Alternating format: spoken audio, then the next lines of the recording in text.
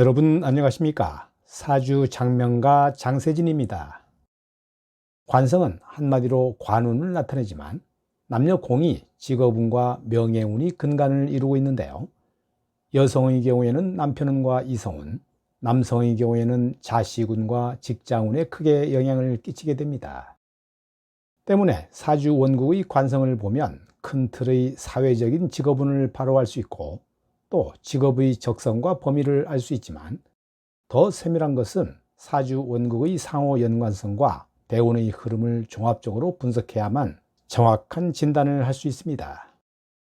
오늘의 영상은 관살혼잡과 관살퇴가의 남편복 만들기에 대해서 같이 공부해 보겠습니다.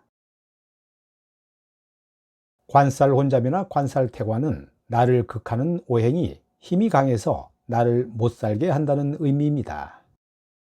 관성, 관살, 관다의 용신은 인성이다라는 어려운 말이 있는데요.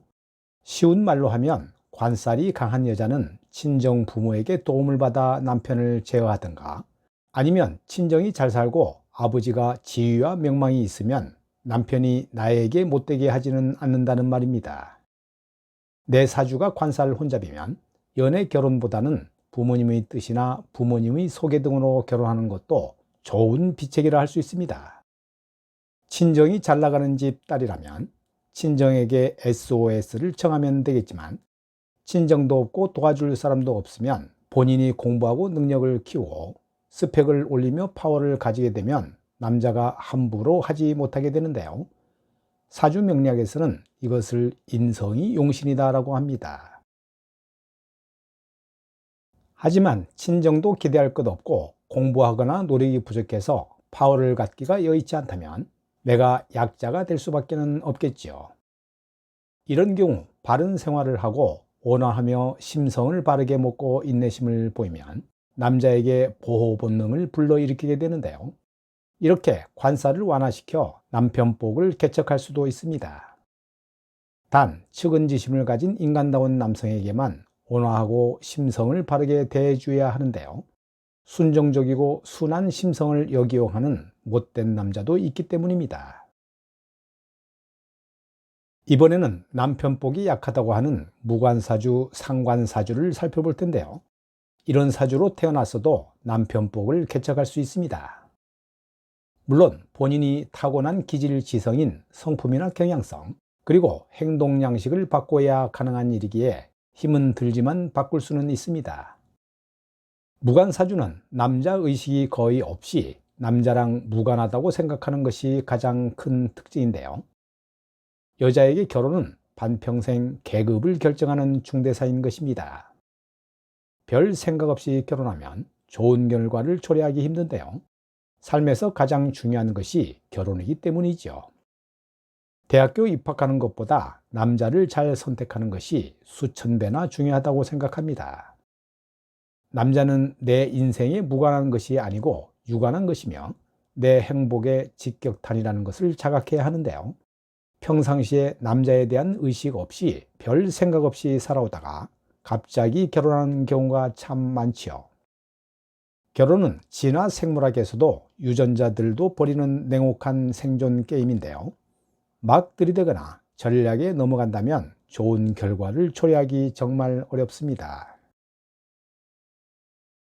무관사주는 남자 관념이나 남자 의식이 없어 남편복이 없고 남자 연이 약하지만 그건 타고난 사주팔자가 그렇다는 말이고 개척하는 남편복, 나의 생각, 사고, 행동을 바꾸면 남편복이 있습니다. 성이나 이름이 기를 만드는 것이지만 기가 바뀌면 성과 이름도 바뀔 수가 있는데요. 행동과 사고가 바뀌면 운명도 팔자도 바뀝니다. 남자 의식하고 남자 공부하고 남자를 잘 알면 남편복을 만들 수가 있죠. 그것이 자유의지며 일반 의사입니다.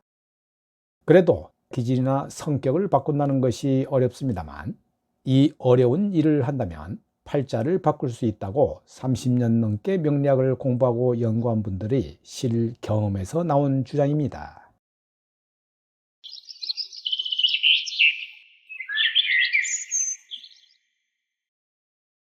과거의 기부인 사주는 중화가 되어 성품이 온화하고 충이 없고 원만한 성격의 포용력이 크며 남에게 베풀 줄 알고 적선하는 성향을 가진 여자 사주를 귀격 사주라 했죠.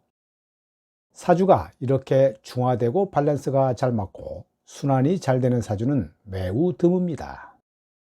그런 사주를 가진 사람은 인생 자체도 술술 순리순성으로 풀려가서 사주 보러 다니지도 않습니다.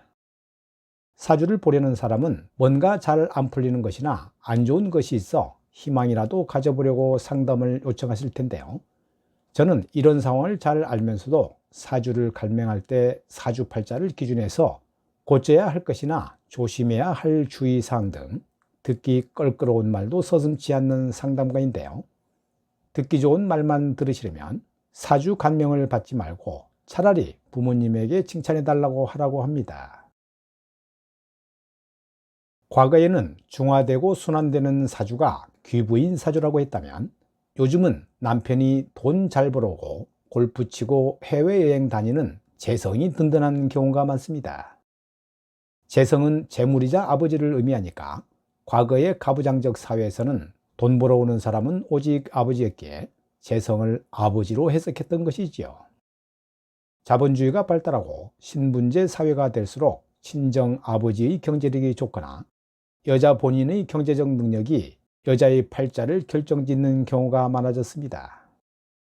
여자 사주에 재성이 힘이 있어야 어려서 부모님 사랑을 받고 성장에서는 부모님의 도움이 든 소개를 받든 간에 남편도 잘 만나 평생을 유복하게 살게 됩니다. 시댁보다 친정이 더 잘 사는 경우에 남자들이 아내에게 더 잘하고 아내 눈치도 더 보고요. 아내가 친정에서 돈이라도 가져와서 남편을 재생관하는 경우도 많으니까 귀하게 대접해 주어 관성 본연의 작용을 덜 하는 것이 현실입니다.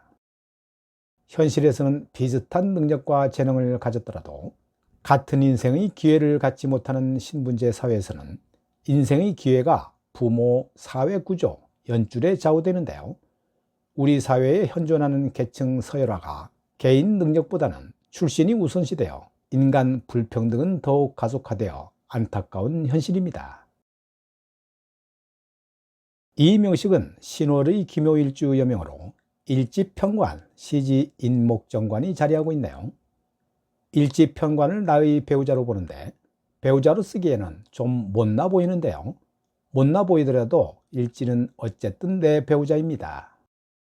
이런 명식에서 묘목 관성은 헤어지고 싶어도 끈질기게 물고 늘어질 수 있습니다. 인목은 후반에 만나는 인연이 될 수도 있는데요. 매우 괜찮아 보입니다. 나에게 사랑과 도움을 줄 수 있는 정관이라서 이성이 아니라도 나에게 도움을 줄 수 있는 사람이고 또 나이 먹어서도 일을 할 수 있는 역량을 줄 수 있는 글자입니다. 기의 세운의 해수는 재성인데요. 해수 재성이 들어오게 되면 인성의 기운이 나타나게 되고 집을 사든지 청약 당첨이 되든지 계약서나 인허가권 획득의 이슈가 발생됩니다. 그러면서 돈이 오가게 되는데요. 집을 사게 되면 자금 압박을 받을 수 있기 때문에 신중해야 할 일입니다. 오늘 영상은 여기까지고요. 시청해 주셔서 대단히 감사합니다.